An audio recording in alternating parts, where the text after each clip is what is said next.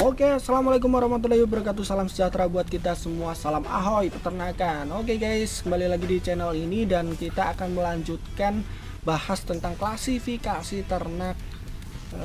Kali ini kita akan bahas klasifikasi ternak berdasarkan tujuan pemeliharaannya. Jadi kalau di video sebelumnya itu kita bahas klasifikasi ternak berdasarkan asal muasalnya, kita akan bahas klasifikasi ternak berdasarkan tujuan pemeliharaannya. Oke guys, yang langsung aja ya kita ke pembahasannya. Jadi yang pertama, ternak itu dipelihara untuk sebagai ternak pedaging. Jadi ternak pedaging adalah ternak yang pemeliharaannya dengan tujuan diambil dagingnya. Secara umum itu memang diambil dagingnya, jadi dipotong untuk diambil dagingnya.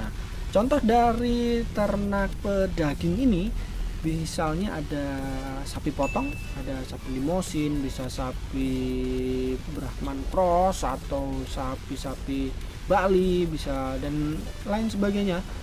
Kemudian ada kerbau, kemudian kambing, kemudian domba, tentu dengan bangsa-bangsa yang cukup banyak ya.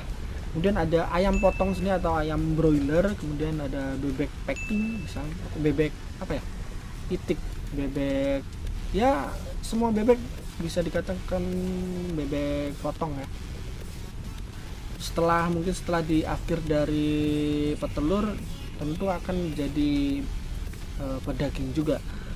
Nah, selanjutnya ada ternak petelur. Jadi ternak petelur adalah ternak yang tujuan pemeliharaannya untuk diambil telurnya. Nah, khusus untuk ternak petelur ini itu merupakan golongan ternak unggas. Contohnya tentu ada ayam petelur atau ayam layer, kemudian ada bebek petelur dan burung puyuh, dan apa ya? Itu burung puyuh. Kemudian yang ketiga yaitu adalah ternak perah. Jadi ternak perah adalah ternak yang tujuan pemeliharaannya untuk diperah dan diambil susunya.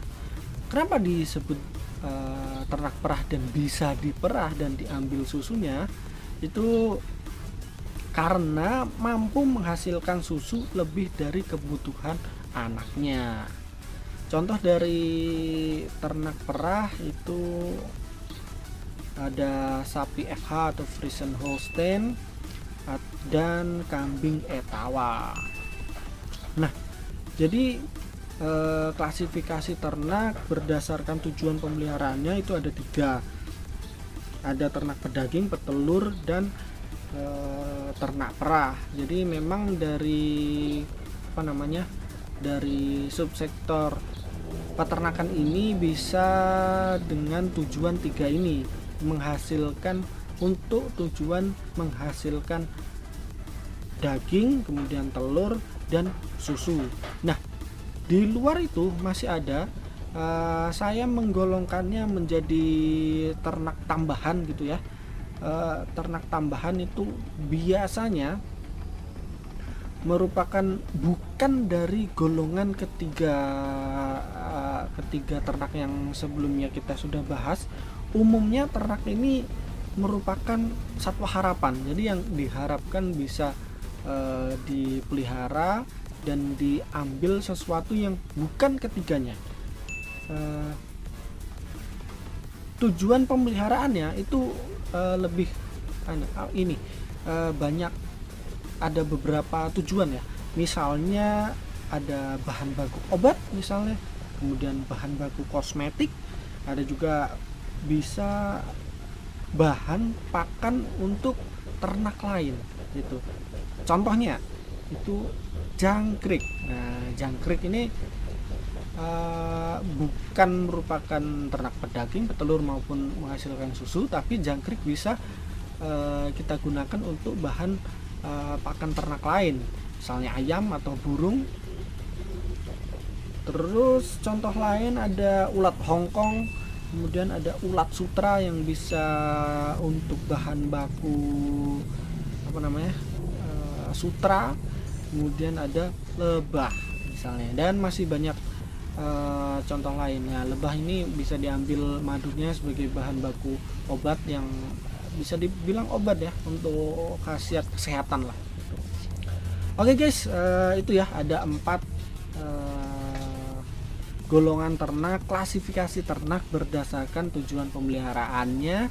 Ada ternak pedaging, ada ternak petelur, ada ternak perah, dan ternak satwa harapan. Oke guys, gitu aja ya videonya. Terima kasih sudah nonton videonya sampai habis. Jangan lupa like, subscribe, comment, share, serta bunyikan lonceng agar selalu dapat notifikasi video terbaru dari kami. Dan kalau ada salah-salah bisa koreksi di kolom komentar. Kalau kalian mau nambahin juga bisa tambahin di kolom komentar. Gitu aja videonya, sampai ketemu di video-video selanjutnya. Bye bye.